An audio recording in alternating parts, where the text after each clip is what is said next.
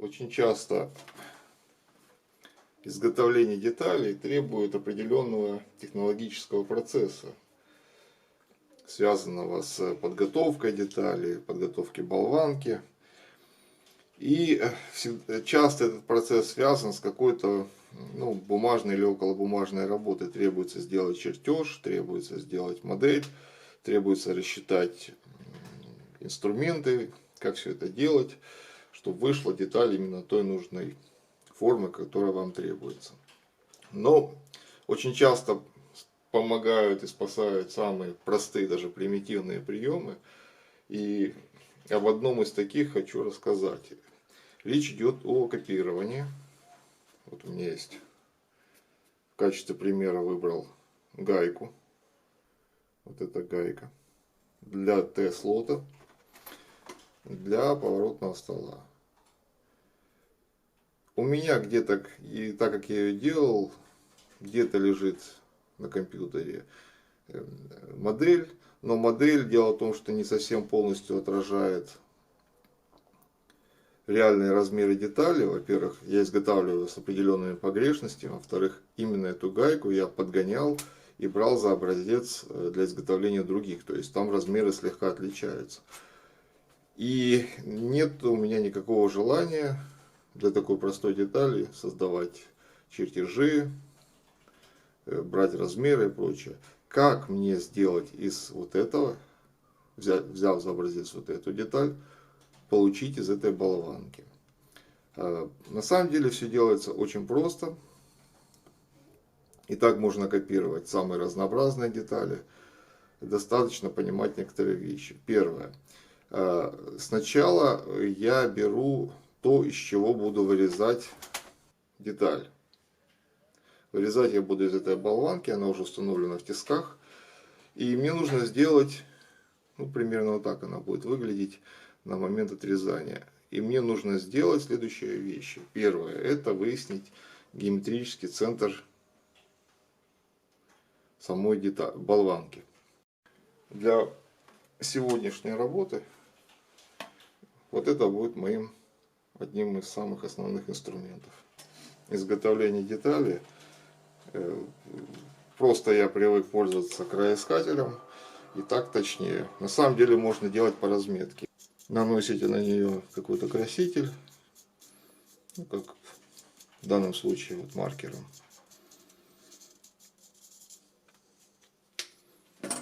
Потом разметочным инструментом, штангенциркулем или еще чем, неважно, размечаете разные стороны. И с увеличительным стеклом, либо так на глаз, более-менее подводите к разметке и ориентируйтесь при изготовлении. Но этот метод не очень точный. А мне нужно получить деталь, которая полностью, максимально точно соответствовала вот этой гайке. Так, и я нашел геометрический центр этой детали. Это мне нужно просто для того, чтобы иметь запас по месту и не промахнуться с изготовлением даже такой маленькой гайки. Теперь, какой следующий шаг? Мне нужно, вот если представим, если убрать вот эти выемки, мне нужно получить кубик формы, в который мог бы вписаться вот этот предмет. Для этого мне нужно исследовать его свойства. Я измеряю его две стороны. Первая 9,98 миллиметра, вторая 8,11. Записываю это. Значит, вот эта сторона 8,11, это 9,96. Это делаю исключительно для демонстрации. На самом деле никакие бумажные работы здесь не нужны. Дальше я буду использовать фрезу диаметром 6 мм. Я установил фрезу, и она стоит точно над геометрическим центром этой детали.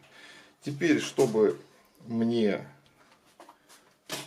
получить этот куб, грубо говоря, если я размещу деталь вот так, мне нужно сейчас на глубину этой детали сделать проходы фрезой и получить вот такой одиноко стоящий кубик.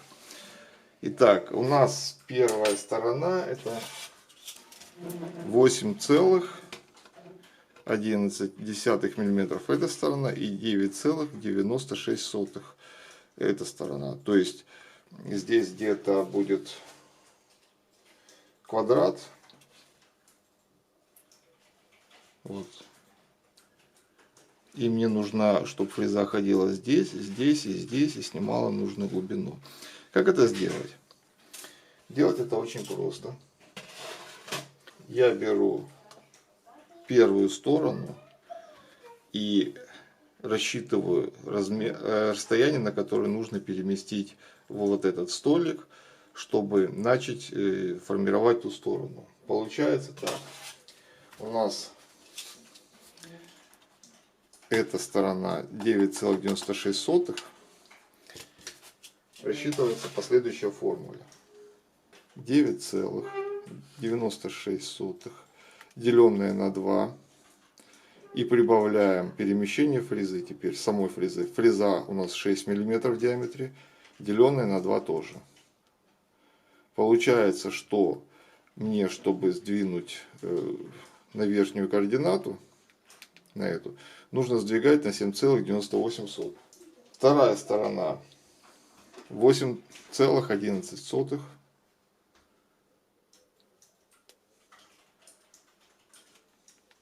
Деленное на 2. Прибавляем диаметр фрезы, деленный на 2. Получается 7,5. Я представил это в виде такой записи. Это означает, что будет вот такой прямоугольник, и каждая из этих сторон будет иметь симметричные значения. И нахожу верх детали. Я коснулся фрезы, появилась маленькие блестящие области. И видно, что здесь фреза снимает, здесь не снимает. Я не принимаю сейчас эту высоту за 0. Я просто смещу на определенную глубину и выровняю всю поверхность детали, чтобы от нее было правильнее отсчитывать вершину детали, поверхности.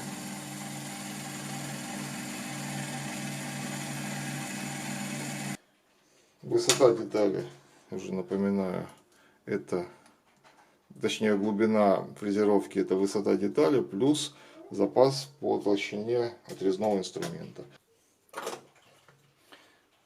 Так, вот здесь сформировалось вот такой прямоугольный контур. Если я поставлю на него гайку, видно, что она полностью совпадает. И теперь моя задача просто продолжать фрезеровку. Я отфрезеровал, получил вот такой кубик. Если я приложу вот эту гайку, она получается точно вписывается в форму. Плюс вот этот небольшой запас, это запас на отрезной инструмент. Вычисление глубины идет по формуле высота детали плюс отрезной инструмент, запас. Теперь мне нужно сделать вот эти пазы. Их тоже очень легко рассчитывать. Я беру ширину 6,41. И глубина 4,32. Вот я выставил сразу на нужную глубину. Но так как мне неохота теперь подслойно снимать, я буду снимать с этой стороны, придвигаясь сразу к нужной глубине фрезеровки. Здесь стартовое число 8 мм. Буду двигаться из 8 мм. Так, из 8 миллиметров вычитаем 6,2. Получается, что мне нужно сдвинуть на 2 миллиметра сюда вот эту координату двигать.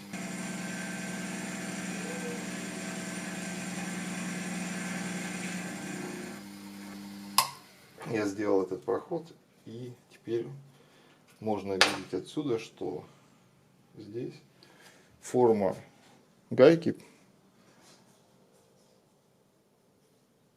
повторена. И следующее, что мне нужно сделать, это просверлить отверстие под винт. Для сверления детали под резьбу мне нужно просто вернуть все в геометрический центр болванки и сверлить на нужную глубину.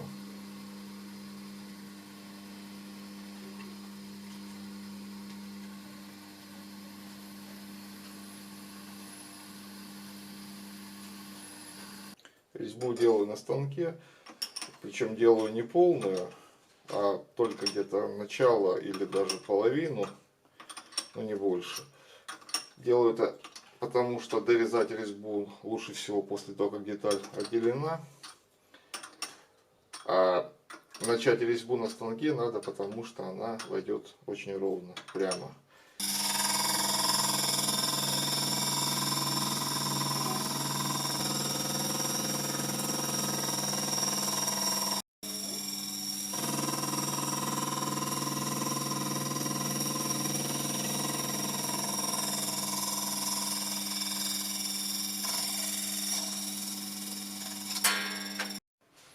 Так как детали неотличимы, они совершенно одинаково, с одинаковым усилием входят в слот. Такой метод предпочтительней брать по образцу, потому что я беру за образец какую-то подготовленную уже деталь, сопряженную, например, со слотом. Она не болтается, она ровная. И в точности ее копирую без создания документации. Вот такой вот отличный рабочий метод.